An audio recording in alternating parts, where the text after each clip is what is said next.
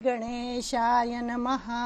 वक्रतुंड महाकाय सूर्यकोटि समप्रभ निर्विघ्नं कुरु मे देव सर्वकार्येषु सर्वदा। गुरुर्ब्रह्मा गुरुर्विष्णु गुरुर्देवो महेश्वरः गुरुः साक्षात् परब्रह्म तस्मै श्री गुरवे नमः। गणेशाला वंदन, सरस्वती मातेला वंदन, माझ्या मातापित्यांचं स्मरण करते, गुरूंना वंदन आणि आपण सर्व गीताप्रेमी सर्वांच्या हृदयामध्ये असलेल्या भगवंताला नमस्कार करून मी आता बोलायला सुरुवात करते। आजच्या दिवसाला विशेष महत्त्व आहे। आज आहे एकनाथ षष्ठी। एकनाथ महाराजांच्या इथे म्हणजे पैठणला खूप मोठा उत्सव असतो आणि त्यामुळे माझ्या मनात आलं, म्हणजे भगवंतानीच प्रेरणा दिली म्हणा, की आज थोडंसं नाथांचं चरित्र आधी बोलावं आणि नंतर गीतेच्या अभ्यासाकडे वळावं। आणि तुमच्या लक्षात आलंच असेल की गीतेचा अभ्यास करता करता आपण जेव्हा त्या गुणांचा अभ्यास करतोय, आता आपण कर्मयोगाची ज्ञानाची गुण बघतोय, तर ते बघत असताना कर्मयोगी कसा असतो, ज्ञानी भक्त कसा असतो, ते बघत असताना एकनाथ महाराजांची इतकी उदाहरणं याच्यामध्ये आलेली आहेत आणि त्यामुळे मला वाटलं की थोडंसं आधी त्यांचं चरित्र सांगावं, त्यांचा जन्म कुठे झाला, काय झाला, त्यांची वंशपरंपरा काय होती, हे थोडंसं बोलावं असं मला वाटलं आज प्रसंगानुरूप। म्हणून आता आपण नाथांचं स्मरण करूया। श्री एकनाथ महाराज की जय। संत चरित्र अभ्यासायला मला नेहमीच आवडतं आणि संतांचं चरित्र अभ्यासावं, त्यांच्याप्रमाणे आपण वागण्याचा प्रयत्न करावं असं आपल्याला सगळ्यांनाच वाटायला पाहिजे, कारण आपण मनुष्य जन्माला आलोय आणि संत हे आपले आदर्श असले पाहिजेत। तर आता चरित्र कुणाचं बघायचं, चरित्र कुणाचं अभ्यासायचं, तर याचं उत्तर हेच की चरित्र हे संतांचंच असू शकतं। आपलं असतं ते जीवन असतं, पण चरित्र असतं ते संतांचं असतं। आपल्याला आयुष्य म्हणतो आपण, आणि आपण नेहमी सगळेजण गुणात वावरणारे आहोत आणि संतांकडे गुण राहायला येतात।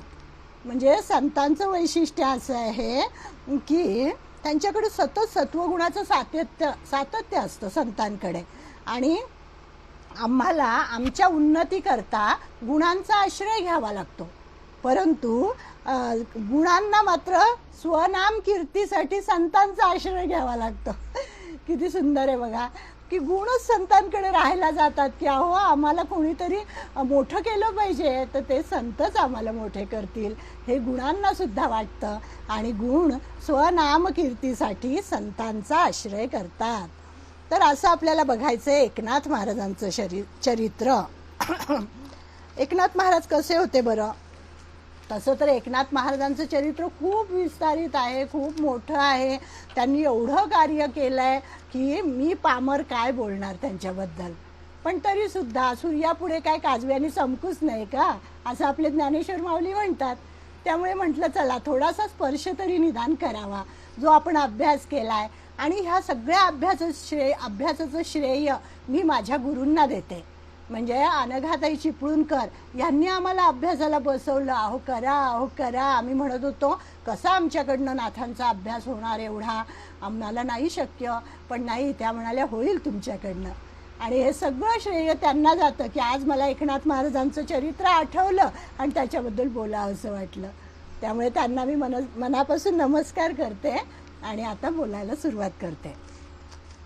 तर हे जे होते आपले संत एकनाथ महाराज, तर संत एकनाथ महाराज पैठणमध्ये त्यांचा जन्म झालेला आहे आणि म्हणतात ना, शुद्ध बीजापोटी फळे रसाळ गोमटी, या उक्तीप्रमाणे सर्व संतांची वंशपरंपरा आहे। आपण कधी पण बघा, कोणाला जर आपण विचारलं तर आपण त्याची वडील कोण, त्याचे आजोबा कोण, त्याचे पणजोबा कोण, अशा पद्धतीने वंशवेल त्याची काय आहे, आणि बीज जर शुद्ध असेल तर फळ सुद्धा शुद्धच येतं, असं संतांचं सगळं चरित्र असतं। तर त्यांना अशी वैभवशाली परंपरा लाभलेली होती आणि भास्करपंत कुलकर्णी हे नाथांच्या घराण्याचे मूळ पुरुष होते। मग पुढे काय झालं, संत भानुदास महाराज हे त्यांचे पणजोबा होते नाथांचे, त्यानंतर त्यांना पुत्र झाला, त्याचं नाव होतं चक्रपाणी. आणि त्यांचा पुत्र होता, त्यांचं नाव होतं सूर्याजी पंत. आणि त्याच्यानंतर एकनाथ महाराजांचा जन्म झालेला आहे. म्हणजे एकनाथ महाराजांच्या आईवडिलांचं नाव होतं सूर्याजी पंत आणि रुक्मिणीबाई. तर संत भानुदास हे त्या नाथांचे पणजोबा होते आणि यांचा जन्मही पैठणमध्येच झाला होता. हे घराणे अतिशय सत्वशील आणि भागवत धर्माचा प्रसार करणारे होते. आमुची ये कुळी पंढरीचा नेम, मुखी सदा नाम विठ्ठलाचे, असा भानुदासांचा अभंग आहे. म्हणजे भानुदासांचे पूर्वज सज्जन, सदाचार संपन्न आणि नीतिनियमाने वागणारे होते. असे सगळे गुण ज्याच्याकडे असतील तोच एवढं मोठं चरित्र घडवू शकतो, तोच समाजामध्ये सुधारणा करू शकतो, असे हे संत होते. मग थोडंसं आपण भानुदासांबद्दल बघूया आणि मग नंतर एकनाथांकडे वळूया. तर संत भानुदासांची मुंज झाली. नंतर त्यांना गुरुगृही जावं, लौकिक शिक्षण घ्यावं असं त्यांच्या वडिलांना वाटत होतं, पण त्यांना काही त्याच्यामध्ये रस नव्हता. मग 8व्या वर्षीच एक दिवस काय झालं की हे जे होते सूर्योपासक होते, त्यांचं घराणं जे होतं ते सूर्योपासक होतं, म्हणून त्यांचं नाव भानुदास, नंतर सूर्यनारायण असं नाव, चक्रपाणी, हे सगळी नावं त्यांनी त्यांच्या घराण्यामध्ये ठेवलेली आहेत. तर आणि एक दिवस काय झालं म्हणे की हे 7 दिवस एका सूर्य मंदिरामध्ये जाऊन बसले हे भानुदास महाराज, आणि 7 दिवस तिथून बाहेरच आले नाही. तर त्यांचे वडील त्यांना जरा रागवले होते, त्यामुळे ते आतमध्ये बसले. आणि तिथे एक सूर्यनारायणाची प्रतिमा होती म्हणे. तर त्या प्रतिमेपुढे पाहून त्यांनी इतकं सुंदर त्यांचं आराधना केली, त्या सूर्याची उपासना केली तिथे बसून. आणि मग सूर्यदेव त्यांना प्रगट झाले आणि ते म्हणाले की मी तुझ्यावर प्रसन्न आहे, कारण तुझं सगळं घराणं प्रत्यक्ष सूर्यनारायणाचं उपासक आहे, त्यामुळे मी प्रसन्न झालो आहे. आणि त्यांनी मग त्यांचं नाव भानुदास असं पडलं. आणि मग नंतर ते बाहेर आले त्याच्यातून. आणि मग बाहेर आल्यावर सगळ्यांना कळलं की अरे यांना असा सूर्यनारायणाचा प्रसाद मिळालेला आहे, म्हणून यांच्यावर कृपा झालेली आहे असं सगळ्यांना कळलं. आणि मग याच घराण्यामध्ये झालेला आहे संत एकनाथांचा जन्म. खरं तर भानुदासांचं चरित्र पण खूप सांगण्यासारखं आहे, पण विस्तार भयामुळे मी काही आज सांगत नाही, परत कधी आपल्याला वेळ आली तर बघूया. मेन आपल्याला एकनाथ महाराजांचं बघायचं आहे. मग संत एकनाथ यांनी उत्तम गृहस्थाश्रम सांभाळलेला आहे, परमार्थ पण केलेला आहे त्याच्याबरोबर, आणि आपल्याला आदर्श घडवून दिलेला आहे. आणि नाथांचं काय झालं की नाथ लहानपणी त्यांचे आई वडील त्यांना सोडून गेले, लहानपणीच त्यांना आई वडील सोडून गेले. आणि त्यांच्या जन्माच्या वेळी असं सांगतात की मूळ नक्षत्र होतं. आपण म्हणतो ना की मूळ नक्षत्रावर जन्मलेला जो मुलगा असतो तो आईवडिलांना म्हणजे त्याच्यामुळे मृत्यू होतो आईवडिलांचा, असं सांगितलं जातं, पत्रिकेमध्ये असे योग असतात. तसं त्यांच्या बाबतीत घडलं आणि जन्मताच आईवडील मरण पावले. आणि भानुदासांच्या सोज्वळ वंशामध्ये हा एकच मुलगा राहिला आणि म्हणून यांचं नाव एकनाथ असं ठेवलं. आणि सुंदर मग त्याच्या आजी आजोबांनी त्यांचा सांभाळ केला, चक्रपाणी आजोबांनी त्यांचा सांभाळ केला. आणि मग आजी आजोबा त्यांना लहानपणी एक्या असं म्हणत होते. मग एकनाथ अगदी बालपणापासून फार बुद्धिवान होते, अतिशय बुद्धिवान, अतिशय श्रद्धावान. म्हणजे श्रद्धा मेधा त्यांच्या बरोबरच जणू काही जन्माला आल्या होत्या असं त्यांचं वागणं असायचं. आणि नाथांना लहानपणापासून स्नानसंध्येची आवड होती, हरिभजनाची आवड होती, पुराण श्रवणाची आवड होती. मग ते देवपूजा करायचे, आपल्या आजोबांच्या मांडीवर बसायचे पूजा करत असताना आजोबा. मग नंतर आजीबरोबर कीर्तनाला जायचे. आणि आपल्याला आश्चर्य वाटेल की 5व्या वर्षी श्रवणानंतरची उत्कंठा त्यांच्याकडे होती, की जर काही कीर्तन ऐकलं ना की घरी येऊन त्या आजीला प्रश्न विचारायचे की अगं आजी आज त्यांनी असं सांगितलं, मग याचा अर्थ काय, त्याचा अर्थ काय, असे प्रश्न 5 ते 6 वर्षाचा मुलगा विचारतो, म्हणजे विचार करा. आणि मग सुंदर ते मनापासून श्रवण करायचे, त्यांना खूप प्रश्नही पडायचे. आणि त्यांचे खेळ म्हणजे काय होते, बाललीला म्हणतो ना आपण, आपले मुलं पण खेळतात, पण यांचे मुलं काय एकनाथ महाराज काय खेळ खेळायचे, तर हे त्यांचे खेळ सगळे देवाशी निगडीत असायचे. हातामध्ये टाळ घ्यायचे, खांद्यावर पळीची ब्रह्मवीणा घ्यायचे, पळी घ्यायचे ही माझी ब्रह्मवीणा आहे असं म्हणायचे. नंतर दगड पुढे ठेवायचे आणि त्याच्यावर फुले व्हायचे, पानं व्हायचे, मुखाने रामकृष्णारी रामकृष्णारी म्हणत नाचायचे आणि मोठ्या माणसांसारखे त्यांचे कीर्तन ऐकत बसायचे. इतरांसारखे कीर्तन म्हणजे इतरांची हरदासांची जी पुराणिकांची कीर्तनं असायची त्यांना नमस्कार करायचे पुराणिकांना आणि मोठ्या माणसासारखे त्यांचे कीर्तन ऐकायचे. आणि त्यांना प्रश्नही खूप पडायचे. ते आत्ता मगाशी सांगितलं की इतके प्रश्न त्यांना पडायचे की याचा अर्थ काय, त्याचा अर्थ काय, आपल्याला पडणार नाही असे प्रश्न त्यांना पडायचे. याचा अर्थ ते मनापासून श्रवण करत होते असे एकनाथ महाराज होते. मग ते उत्तर ऐकल्यानंतर म्हणजे एखादं चरित्र जर त्यांनी ऐकलं तर त्यांच्या डोळे पण आनंदाने भरून जायचे. आणि मग हे चक्रपाणी आजोबा आजी यांना पण खूप आनंद व्हायचा की आपल्या घराण्याचं नाव हा उज्ज्वल करणारे असा मुलगा आपल्या घरात जन्माला आला आहे. मग त्यांना खूप आनंदाने ते त्यांना उचलून घ्यायचे, त्याच्यावर प्रेम करायचे. मग शेजाऱ्या पाजाऱ्यांना सुद्धा एकनाथांनी आपल्या गुणांनी मोहित केले होते.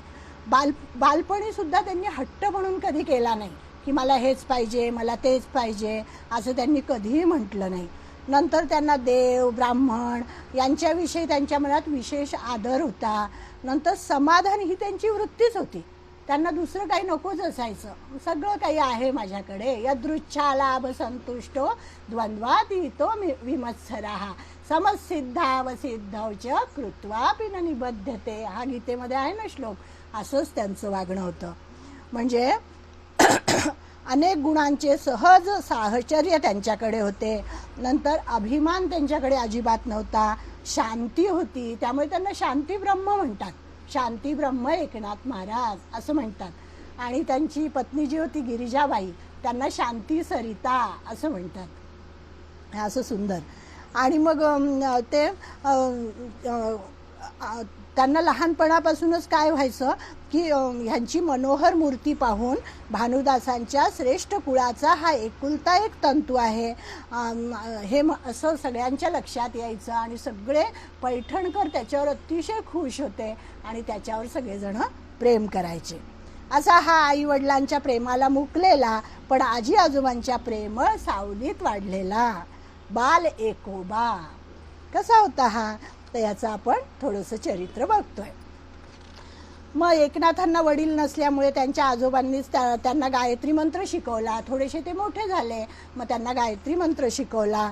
मग त्यांची मुंज झाली. मग ब्रह्मकर्माचे त्यांना उत्कृष्ट वळण लागले. मुंज झाल्याबरोबर वेदाक्षरांशी त्यांचा परिचय झाला.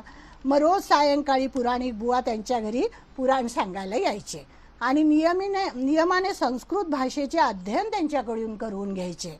नंतर पुराणातल्या गोष्टी नाथांनी मोठ्या श्रद्धेने ऐकायच्या. ऐकलेल्या गोष्टी पुन्हा आपल्या आजीला सांगायच्या. हे फार महत्त्वाचं आहे. आपण जेव्हा एखादं श्रवण करतो तेव्हा घरी येऊन ते आपल्या सहचर्याला सांगा, कोणाला का सांगा. म्हणजे त्याच्यामुळे काय होतं, आपलं मनन होतं, चिंतन होतं आणि ते आपल्या मेंदूमध्ये फिट बसतं असं म्हणायला पाहिजे, चित्तामध्ये. इतर कशा संसारातल्या गोष्टी आपण पुन्हा पुन्हा बोलत असतो.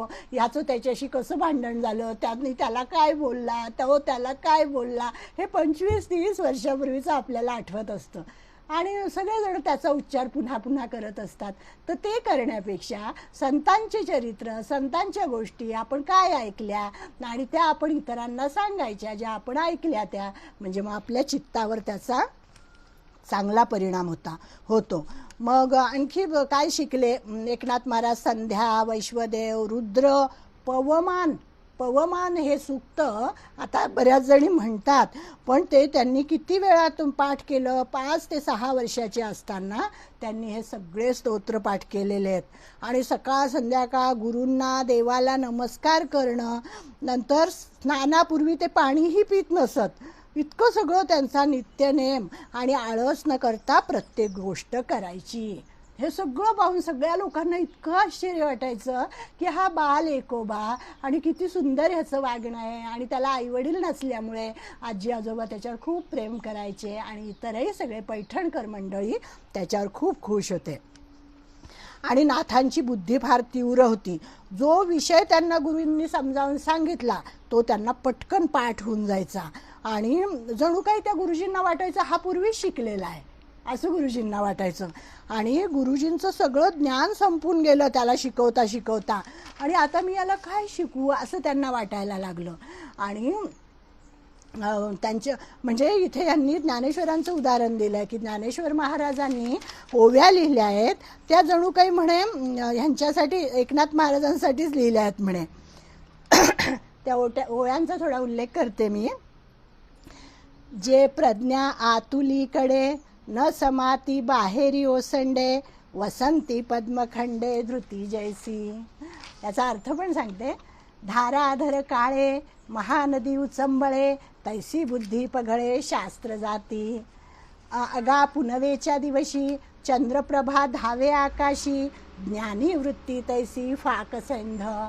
म्हणजे कशी बुद्धी होती नाथांची, तर म्हणे सत्वगुणाचा उदय झाला की वसंत ऋतूमध्ये कमळे फुलल्यावर त्याचा परिमळ जसा सर्वत्र पसरतो, कमळाचा सुवास काही लपून राहत नाही, तो सगळीकडे पसरतो. आणि त्याप्रमाणे त्यांचं बुद्धितेज आत भरून न मावल्यामुळे बाहेर फाकू लागलं. आपोआप त्या बुद्धीचा प्रकाश पडला आणि इतरांना कळलं की हा किती बुद्धिमान आहे.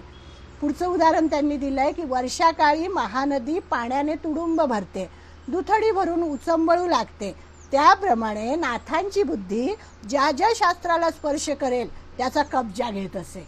आणि तिसरे उदाहरण दिलं, पौर्णिमेच्या दिवशी चंद्रप्रभा, याप्रमाणे पूर्ण चंद्र उमलतो आणि आकाश व्यापून टाकतो, त्याप्रमाणे सत्वगुणी पुरुषाची वृत्ती सर्व ज्ञान कवळून जाते. हे माऊलींचं स्वतःचंच वर्णन आहे. खरं माऊली पण अशीच होती, ज्ञानेश्वर महाराज असेच होते, उपजताची ज्ञानी असं म्हणतात ज्ञानेश्वर महाराजांना, तसेच एकनाथ महाराज होते. आणि म्हणून ज्ञानाचा एका नाही हो ना, आणि नामाचा तुका असं म्हणतात. नामाचा तुका आणि ज्ञानाचा एका, म्हणजे नामदेव महाराज तुकारामांचा अवतार घेऊन आले नंतर, आणि ज्ञानेश्वर महाराज एकनाथ महाराजांचा अवतार घेऊन आले. नामाचा तुका आणि ज्ञानाचा एका असं म्हटलं जातं. तर अशी ही एकनाथांची बुद्धी होती. आणि त्यांनी प्रल्हादाच्या गोष्टी ऐकायचे, नंतर ध्रुवाच्या गोष्टी ऐकायचे, सगळं हे पुराणिकांकडून ते ऐकायचे. आणि मग त्यांना असं वाटायचं की ह्यांना जसे सद्गुरू मिळाले तसे मला कधी मिळतील. ह्या लहानग्या एकाला असं वाटायचं की मला सद्गुरू कधी मिळतील. आणि त्यांना अन्न व्यवहार गोड लागायचा नाही, तळमळ तळमळ वाटायला लागली त्यांना. आणि ते मंदिरात जाऊन एकटेच बसायचे की मला गुरु कधी मिळतील, आणि जो तो भेटेल त्याला विचारायचे. मग एकदा काय झालं म्हणे की असं सदैव चिंतन करीत असताना ते एका मंदिरात जाऊन बसलेले होते आणि त्या ठिकाणी त्यांना आवाज ऐकू आला. आणि आवाज ऐकू आला आणि ते म्हणाले की तुला तुझे गुरु पैठणला भेटते, तुझ्या गुरूंची भेट तुला पैठणला होईल असं त्यांना सांगितलं. आणि मग त्यांना इतका आनंद झाला, आकाशवाणीच झाली म्हणे. आणि ही आकाशवाणी कानी पडताच घरादाराची आजी आजोबाची आठवणही त्यांना झाली नाही. नाथ विठ्ठलाचे नाव घेऊन बाहेर पडले. हा लहान मुलगा पडला बाहेर आणि हात काय दर मजल करत, तेव्हा काय अशी वाहनं नव्हती. आणि मग मजल दर मजल करीत हा विचारत विचारत, याला देवगिरी कुठे आहे, दौलताबाद कुठे आहे हे माहितीसुद्धा नव्हतं. दौलताबादला जनार्दन पंत म्हणून तुला भेटतील आणि ते तुझे गुरु आहेत अशी आकाशवाणी झाली. आणि हा मुलगा पैठणहून दौलताबादकडे निघाला. आणि अतिशय मनामध्ये गुरु भेटीची तळमळ उत्कंठा लागलेली आहे. आणि आजी आजोबांना न सांगता काही तहान लाडू नाही, भूक लाडू नाही, जवळ काहीही नाही, भगवंत त्याची काळजी घेतो अशा वेळेस. आणि मग ते गेले तिकडे आणि सद्गुरू भेटीसाठी नाथांची पावले देवगिरीकडे वळली. आणि त्याला आज दौलताबाद असं आपण म्हणतो. म्हणजे यावरून नाथांचे व्यक्तिमत्व किती प्रगल्भ होते, किती विकसित होते हे आपल्याला दिसून येते. एवढ्या लहान वयात त्यांनी सद्गुरू भेटीचा निर्धार मनात पक्का केला. आणि त्यांनी हे ओळखले होते की माझा विकास माझ्याच हातात आहे. उद्धरेद आत्मनात्मानं आत्मानमवसादयेत आत्मैव ह्यात्मनो बंधुर आत्मैव रिपुरात्मनः. की आपला उद्धार आपणच करू शकतो. आपले शत्रू आपणच असतो आणि आपले मित्रही आपणच असतो. दुसरं कोणीही याला कारण नसतं. त्यामुळे सद्गुरूंनीही आपल्या शिष्याला पारखून घेतलं, त्यांची भेट झाली. मग मागे हा प्रसंग मला वाटतं मी सांगितला होता की तिथे गेले ते, त्याच्यानंतर जनार्दन स्वामींनी त्यांना विचारलं की कोण आहेस तू, तेव्हा त्यांनी या देहाला एकनाथ म्हणतात असे सुंदर उत्तर दिलं होतं. म्हणजे एवढ्या लहानपणी त्यांना देह वेगळा आणि मी वेगळा हे त्यांना पुराणं ऐकून ऐकून, सगळी कीर्तनं ऐकून ऐकून त्यांच्या बुद्धीचा तो निश्चय झाला होता की मी कोणीतरी वेगळा आहे आणि मला माझ्या त्या मीची ओळख करून घ्यायची आहे, आणि तेही सद्गुरू भेटीशिवाय शक्य नाही. आणि म्हणून ते सद्गुरूंकडे गेलेले होते. असे हे नाथ होते. आणि पैठणला दक्षिण काशी म्हणतात, आपल्याला माहिती आहे. अतिशय सुंदर असं पैठणचं महात्म्य. आज त्या ठिकाणी फार मोठा उत्सव चाललेला आहे पैठणला. त्यामुळे आम्हाला असं वाटलं की चला आपण थोडीशी त्याची आठवण करावी. इतकं सुंदर, म्हणजे मी जे पेपर लिहिले होते ते सगळे काढले आणि म्हटलं चला आपण केलेलाच आहे अभ्यास, तर तो अभ्यास सगळ्यांबरोबर वाटावा असं मला वाटलं. आनंद हा सगळ्यांबरोबर वाटायला पाहिजे ना. अनेक प्रसंग आहे नाथांच्या चरित्रामध्ये, इतके प्रसंग आहेत की ते नाथांनी गुरूंची सेवा करायला सुरुवात केली. मग ते गुरु म्हणतील ते त्यांच्या मनामध्ये, त्यांच्या तोंडातून शब्द यायचा, नाथ लगेच तो शब्द झेलायचे. रात्र रात्र जागरण करायचे. आणि कुठलंही त्यांचं काम असो, आपल्या ह्यांनी म्हणजे ते किल्लेदार होते जनार्दन पंत, तर त्यांच्याकडे खूप म्हणजे तेव्हा मुघलाई होती, मोगल होते तेव्हा राज्यावर, आणि ते त्यांचे नोकरदार होते. त्यामुळे त्यांना समाजामध्ये आपला हिंदू धर्माचा प्रसार जास्त करता येत नव्हता. परंतु हा जेव्हा त्यांना शिष्य मिळाला एकनाथ, तेव्हा त्याला वाटलं की आता आपलं हे जे काम आहे समाजामध्ये नैतिकता पसरवण्याचं आणि समाज शुद्ध आणि सात्विक बनवण्याचं, हे एकनाथ महाराज नक्की करतील. तेव्हा काय ते एकनाथ महाराज नव्हते, एकोबा होते, तर ते करतील असा त्यांना विश्वास वाटला. आणि मग ते नेहमी ज्ञानेश्वरी वाचायचे. त्यांचा नित्यनियम अतिशय सुंदर होता आणि त्यांना दत्तदर्शन झालेलं होतं. आपले जे जनार्दन पंत होते यांना दत्तदर्शन झालेलं होतं. आणि त्यांचं ते ऐकून हा जो छोटा एकोबा त्यांना नेहमी म्हणायचा की सद्गुरू मला कधी दत्त दाखवाल तुम्ही, मला देव दाखवा ना, मला देव दाखवा ना, असे एकनाथ म्हणायचे त्यांना नेहमी. तर ते म्हणायचे की थांब, तुझी तपश्चर्या होऊ दे, तुझी साधना होऊ दे, योग्य वेळ यायची अजून. आणि मग त्यांच्या चरित्रात इतके प्रसंग आहेत, आता मी थांबते. हे प्रसंग काय एवढे सांगत नाही तुम्हाला, पण एक प्रसंग असा आहे की ते राज्यकारभारी सुभेदार होते, ते तिथले किल्लेदार होते. तर जनार्दन स्वामी यांचे शिष्य एकनाथ, तर त्यांच्या चरित्रातला एक प्रसंग मी सांगते की एकदा काय झालं म्हणे, गुरुवारी जनार्दन स्वामी समाधीमध्ये निमग्न होते. म्हणजे त्यांचं कामधाम सगळी कचेरीचं काम झाल्यावर ते समाधी लावून बसायचे. आणि देवगडावर म्हणजे त्या दौलताबादवर अकस्मात परचक्राची धाड आली. आणि परचक्राची धाड आली म्हटल्याबरोबर सर्व गडावर एकच हल्लकल्लोळ उडाला आणि सगळे सेवकजन स्वामींकडे वर्दी पोचवायला आले. आता तेव्हा एकनाथ समाधी स्थानाच्या द्वारी श्री गुरु चिंतन करीत बसले होते. म्हणजे आतमध्ये आपले गुरु समाधीस्थ आहेत म्हणून एकनाथ बाहेर दाराशी बसले होते. ते चिंतन करत होते गुरूंचं आणि आपल्या गुरूंना त्रास होऊ नये याची ते खबरदारी घेत होते. मग जेव्हा हे सेवक सांगायला आले की आपल्या राज्यावर परचक्र आलेलं आहे, तेव्हा नाथांनी पळाचाही विलंब न लावता जनार्दन स्वामींच्या लढाईच्या वेळचा सर्व पोशाख अंगावर चढवला आणि आपल्या गुरूंना अजिबात कळू दिलं नाही, त्यांचा समाधीभंग केला नाही. सगळे आपले ते शस्त्रास्त्र घेतले, सज्ज झाले, कमरेला तलवार लावली आणि अश्वारूढ झाले. हे सगळं ते शिकले होते. घोड्यावर बसणं, दांडपट्टा चालवणं, हे सगळं त्या सद्गुरूंकडे ते शिकले होते. आणि मग कमरेला तलवार लावली, अश्वारूढ झाले आणि बाहेर पडले. आणि स्वामींचा समाधीभंग होऊ नये आणि त्यांचे काम तर बिनबोभाट झाले पाहिजे म्हणून एकनाथांनी ही हिंमत केली. आणि मग रणवाद्य वाजू लागली, शस्त्रांचा खणखणाट उडाला. 4 घटका घनघोर रणकंदन होऊन शत्रू नामोहरम झाले आणि पराजय पदरी बांधून परत गेले. शत्रूंचा पराजय झाला आणि एकनाथ महाराज विजयी झाले.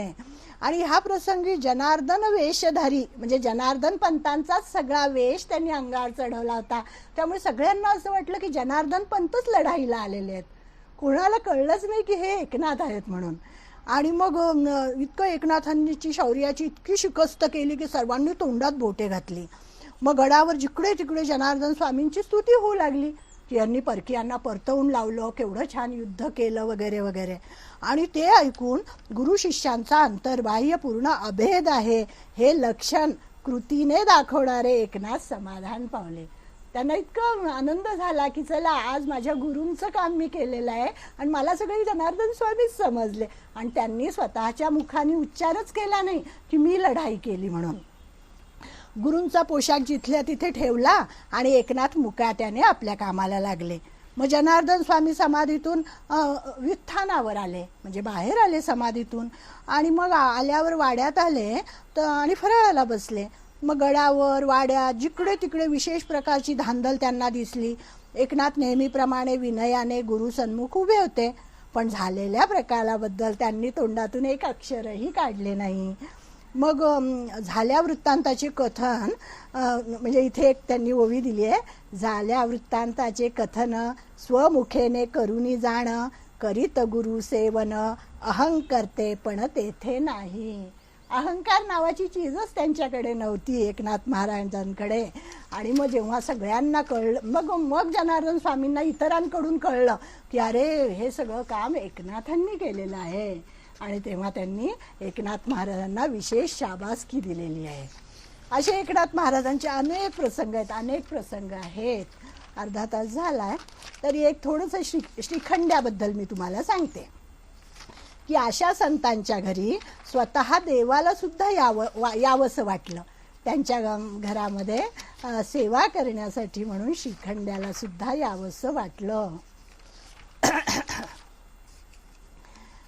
तया संगाचे निसुरवाडे मज विदेहा देह धरणे घडे किंबहुना आवडे निरूपण. म्हणजे भगवंताला भक्त किती आवडतो, त्याचे आपल्या भक्तावर किती प्रेम असते हे भगवंतानी स्वमुखानेच इथे सांगितले आहे. ज्ञानेश्वरीमध्ये तर म्हटलं आहे की खरं तर परमात्मा हा निर्गुण आहे, निराकार आहे, त्याला कुठलाही देह नाही. परंतु एखाद्या भक्ताने जर त्याची अनन्य सेवा केली, भक्ती केली, तर त्या विदेहाला सुद्धा देह धारण करावासा वाटतो. तसा तो श्रीखंड्याच्या रूपाने आला आणि एकनाथ महाराजांच्या घरी कावडीने पाणी भरलेलं आहे भगवंतानी. अशी गोष्ट आपल्या सगळ्यांना माहिती आहे.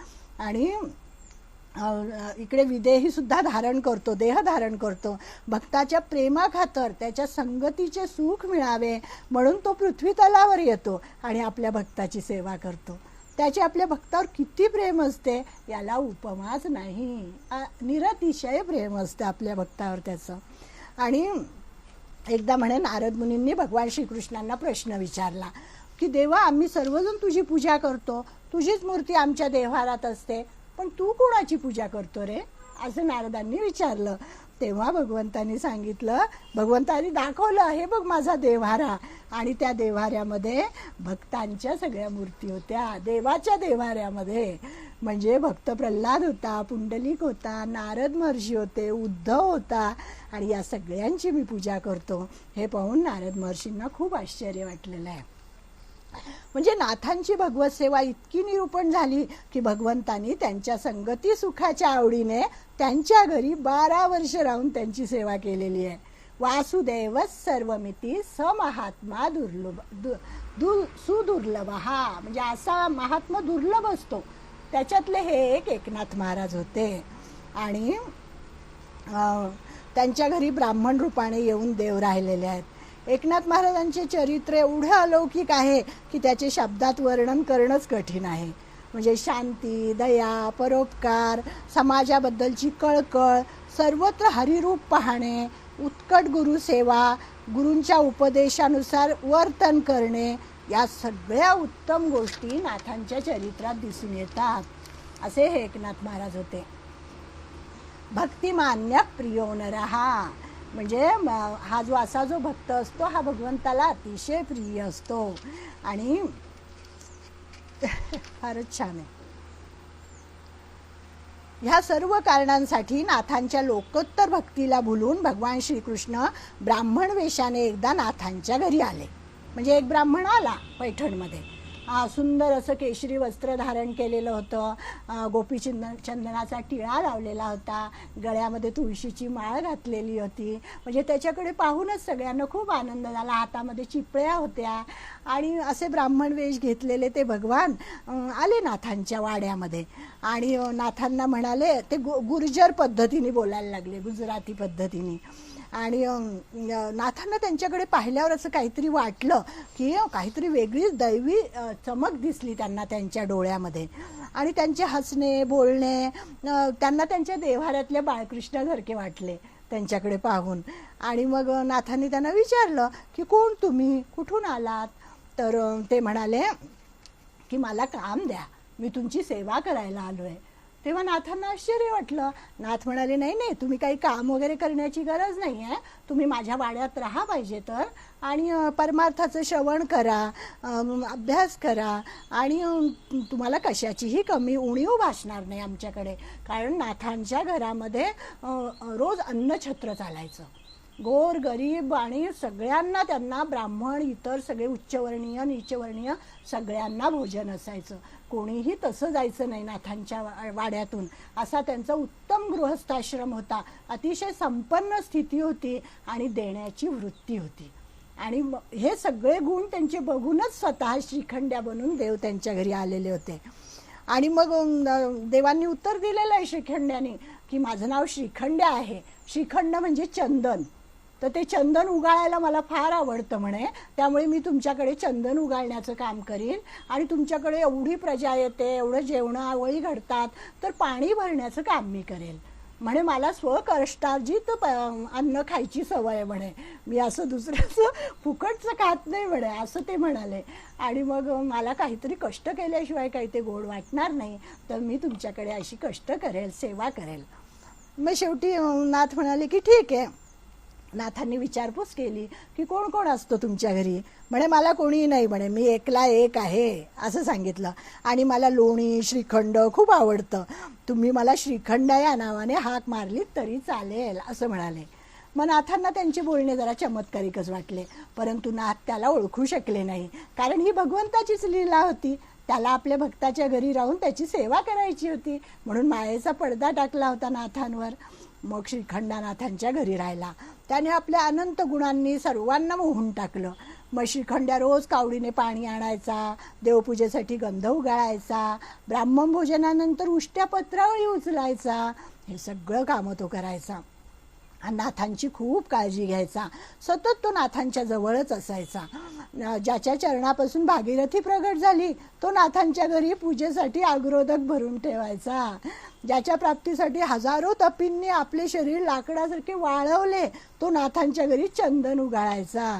ज्याची कीर्ती वाखाणताना श्रुतींनी हात टेकले, श्रुती नेती नेती म्हणता गोविंदू रे, त्याचा पत्ता लागत नाही कोणाला, तो कसा आहे काय आहे. असा हा भगवान नाथांच्या घरी आपल्या भक्ताची कीर्ती आपल्या वाणीने गात असायचा. नंतर इंद्रादी देव ज्याची आज्ञा पाळतात तो नाथांच्या आज्ञेची वाट पाहायचा. लक्ष्मी ज्याचे पाय चुरते तो नाथांच्या भार्येचे पाय मोठ्या प्रेमाने चेपीत असायचा. म्हणजे त्यांनी आपले आईवडीलच मानले होते, एकनाथ महाराज आणि गिरिजाबाई. गिरिजाबाईंची पण सतत सेवा करायचा. वाटेल ते काम, स्वयंपाकघरातलं असो, इकडचं असो, तिकडचं असतो, पटापट सेवा करायचा. छोटी मोठी कामेही तो आनंदाने करायचा. असा हा एकनाथ, असा हा श्रीखंड्या. आणि तो नाथांच्या घरी त्यांच्या भक्तिभावाला बोलून आलेला होता. आणि 12 वर्ष असं त्यांनी सेवा केलेली आहे. आणि याला एकच म्हणजे काय की नाथांचं उत्तम गुणांचं आचरण, त्याला भुलून तो आलेला होता. म्हणजे थोर थोर राजांनाही दुष्प्राप्य असे दातृत्वाचे यश त्यांनी संपादले होते. नाथ सतत देत राहायचे प्रत्येकाला, कोणीही त्यांच्या घरातून रिकामं जायचं नाही. आणि हरीचं सख्य जोडलेलं होतं, कोणाबद्दलही द्वेष नव्हता मनामध्ये. सतत आत्मा म्हणजे आत्मानात्म भाव त्यांच्याकडे होता नाथांकडे. ही सगळी पुण्याई आणि म्हणून त्या श्रीखंडाने त्यांच्याकडे वास्तव्य केलेलं होतं. मग याप्रमाणे 12 वर्ष लोटली. तेव्हा भगवंताने आता स्वतः गुप्त व्हायचं आहे, आता किती दिवस राहणार. मग त्याच्यानंतर काय झालं, एक गोष्ट सांगतात अशी की एक ब्राह्मण होता म्हणे आणि त्याला भगवंताने एकदा त्याला असं वाटलं की भगवंतानी मला एकदा तरी दर्शन द्यायला पाहिजे, म्हणून तो तपश्चर्येला बसला, म्हणजे धरणं मांडूनच बसला की मला भगवंता तुझं दर्शन झालंच पाहिजे. आणि मग त्याला स्वप्न दृष्टांत झाला आणि स्वप्नामध्ये येऊन भगवंतानी त्याला सांगितलं की द्वारकेचा ब्राह्मण होता तो आणि अनुष्ठान करीत बसला होता. तेव्हा त्या द्वारकेच्या ब्राह्मणाच्या स्वप्नात गेले देव आणि म्हणाले की मी नाथांच्या घरी त्यांच्या सेवेने प्रसन्न होऊन राहत आहे, तेथे माझे नाव श्रीखंड आहे, तेथे जा म्हणजे तुला माझे दर्शन होईल, असं त्याला स्वप्न पडलं. आणि मग आता त्याला लीला आटोपून घ्यायची होती ना आपल्याला भगवंताला, त्यामुळे मग ते ही लीला केली त्याने. आणि मग तो ताबडतोब पैठणला आला तो ब्राह्मण द्वारकेचा, आणि तेथे आल्याबरोबर त्याला हा खांद्यावर कावड घेतलेला श्रीखंड्या दिसला, पण त्याने काही त्याला ओळखलं नाही, बघितलं आणि गेला पुढे नाथांच्या वाड्यात गेला. आणि मग नाथांना गेल्या गेल्या तो म्हणायला लागला की तुमचा तो श्रीखंड्या कुठे आहे, तो प्रत्यक्ष भगवान आहे, मला स्वप्न पडलंय, माझ्या तो स्वप्नात आलाय, तेव्हा तुम्ही मला त्याला डोळे भरून पाहायचं आहे, त्याच्या पायावर लोटांगण घालायचं आहे, मला देवाने स्वतः स्वप्नात येऊन तसं सांगितलं आहे. आणि हे सगळं नाथांनी ऐकल्यावर नाथांना इतके मनामध्ये त्यांना दचकले ते की अरे इतके दिवस माझ्या घरामध्ये प्रत्यक्ष भगवान राहत होता आणि काय काय सेवा मी त्याच्याकडून करून घेतली, किती किती कामं त्यांनी माझ्यासाठी केली, आणि मग हा आता कुठे. मग सगळ्यांनी श्रीखंड्याला शोधायला सुरुवात केली, कुठे गेला कुठे गेला, हा गंगेवर जात असतो, कावडीनी पाणी भरत असतो, शोधा त्याला. पण कुठेही त्यांना श्रीखंड्या दिसला नाही. आणि मग तेव्हा नाथांच्या कोमल हृदयाला खूप दुःख झालं की देवाला आपण केवढा शीण दिला, सांगू नये ती की कामे त्याला सांगितली. याबद्दल नाथांना आणि गिरिजाबाईंना अनावर रडू आले आणि त्यांनी देवाचा धावा केला. आणि त्यावेळी चतुर्भुज श्री कृष्णमूर्ती साक्षात प्रगट झाली. मया प्रसन्नेन तवार्जुनेदम आहे ना आपल्या गीतेमध्ये की भगवान कसे प्रसन्न झालेले आहेत. आणि मग ते प्रसन्न झाले आणि ह्या द्वारकेच्या ब्राह्मणाला सुद्धा दर्शन द्यायचंच होतं, त्यामुळे चतुर्भुज रूपात प्रसन्न झालेले आहे. आणि त्यांनी नाथांनाही दर्शन दिलं, त्या द्वारकेच्या ब्राह्मणालाही दर्शन दिलं. आणि ही कथा हा हा म्हणता सर्वत्र पसरली आणि नाथाच्या दर्शनासाठी हजारो लोक धावले. श्रीखंड्या पाण्याने भरीत असलेला तो रांजण आजही नाथांच्या वाड्यात आहे. तुम्ही बरेच जण पैठणला गेला असाल तर माहीत असेल तुम्हाला. आणि त्याच्यामध्ये हजारो घागरी पाणी जरी ओतलं तरी देवाची एक घागर येऊन पडली की मगच तो रांजण भरतो म्हणे. अजूनही तिथे असा प्रसंग घडतो आणि कोणाच्या तरी रूपाने देव येतो आणि रांजण ओसंडून वाहू लागतो. असा होता श्रीखंड्या. अतिशय सुंदर असं आहे नाथांचं चरित्र आहे. खूप काही सगळं सांगण्याचं मध्ये आपल्याला वेळ नाही आहे. त्या विजयी पांडुरंग म्हणून नाथांच्या तिथे एक मूर्ती आहे आणि त्या मूर्तीचा हात असा आहे, बऱ्याच जणांनी पाहिला असेल, आणि त्या हात अजून उशट लागतो म्हणे, त्याच्यावर लोणी खाल्लेलं आहे भगवंतानी. तर ती थोडी एक गोष्ट सांगते की कर्नाटकामध्ये एक सावकार होते म्हणे, आणि त्या सावकारांनी काय केलं, विठ्ठल आणि रुक्मिणीच्या सुंदर मूर्ती तयार केला आणि त्यांची आता ते स्थापना करणार होते. तर त्यांना स्वप्न पडलं आणि स्वप्नामध्ये स्वतः पांडुरंग आले आणि ते म्हणाले की ह्या मूर्ती पैठणला श्री एकनाथ नामक सत्पुरुष आहेत त्यांच्याकडे नेऊन दे असं सांगितलं. तिथेच माझे योग्य स्थान आहे. लागोपाठ 3 दिवस असा स्वप्न दृष्टांत त्यांना झाला. मग त्यांना असं वाटलं की हे खरं असलं पाहिजे आणि आपण गेलं पाहिजे. मग त्यांनी त्या सावकारांनी आपल्या सर्व लमाजमा बरोबर घेतला आणि ते पैठणला आले. मग गावात शिरल्याबरोबर ते नाथांच्या वाड्यामध्ये आले नाथांना भेटायला आणि त्यांनी सांगितलं की असं असं स्वप्न मला पडलेलं आहे. मग नाथांना मनोमन त्याची खात्री झाली की अरे हा खरं सांगतोय. मग नाथांनी त्यांचा सत्कार केला. त्यांनी आपल्या वाड्यामध्ये विठ्ठल रखुमाईची प्राणप्रतिष्ठा केली आणि ब्राह्मण भोजन, दानधर्म इत्यादी मोठ्या आवडीने करून सर्वत्र आनंद झाला.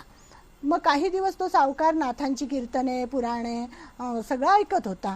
त्याला खूप समाधान वाटलं आणि नाथांचा उपदेश ऐकून तो परत आपल्या गावी नाथांचे गुण गात गेला. मग स्थापन झालेल्या विठ्ठल मूर्तींची पूजा अर्चा नाथांनी मोठ्या भक्तिभावाने केली. मंदिर बांधण्यासकट सर्व खर्च त्या कर्नाटकी सावकारानेच केला. आजही त्या मूर्ती पैठणात पाहायला मिळतात. ज्या धातूच्या विटेवर ती उभी आहे त्यावर अक्षरे उमटलेली आजही पाहायला मिळतात. दास जेवू घालन मला, अशी अक्षरं त्या तिथे आहेत म्हणे त्या विटेवर. दास जेवू घालन मला असं. म्हणजे याचा भावार्थ काय म्हणे की सावकाराचं वैभव सोडून तुझ्या भक्तीला बोलून मी तुझ्या घरी आलो. म्हणजे देव म्हणतात ते नाथांना की तुझं सगळं हे ऐकलं मी. सावकाराकडे तर खूप वैभव होतं, पण मला ते नको होतं आणि स्थूल रूपाची लक्ष्मी मला नको होती. मला तुझा भक्तिभाव हवा होता आणि म्हणून मी तुझ्याकडे आलेलो आहे. तेव्हा आता मी त्या पंचपक्वान्नांचा भुकेला नाही आहे, तर भावभक्तीचा भुकेला आहे. आणि नाथांनी त्या विजयी पांडुरंगाला प्रार्थना केली, देवा आपल्या आवडी करुनी तू आलासी ये स्थानी, तरी भक्षुनी या लोणी निजासनी बैसावे. मग देव म्हणाले की तू काहीतरी मला प्रचिती दाखव देवा, तर मी खरं मानेल हे. आणि मग त्यांनी सांगितलं की भक्षुनी या लोणी निजासनी बैसावे. आणि मग नाथांनी त्याच्या हातावर लोणी ठेवलं म्हणे आणि ते लोणी खाल्लं आणि तो हात पुन्हा असा केलेला आहे. म्हणजे मग अशी प्रचिती देवाने त्यांना दिली. आणि मग या मूर्तीच्या हाताला लोण्याचा ओशटपणा आजही जाणवतो. हीच खरी भक्तीची साक्ष आहे. आता ज्ञानेश्वरीचा पण हे केलेलं आहे भगवान यांनी, नाथांनी. म्हणजे नाथांना मराठीतले थांबू का मग.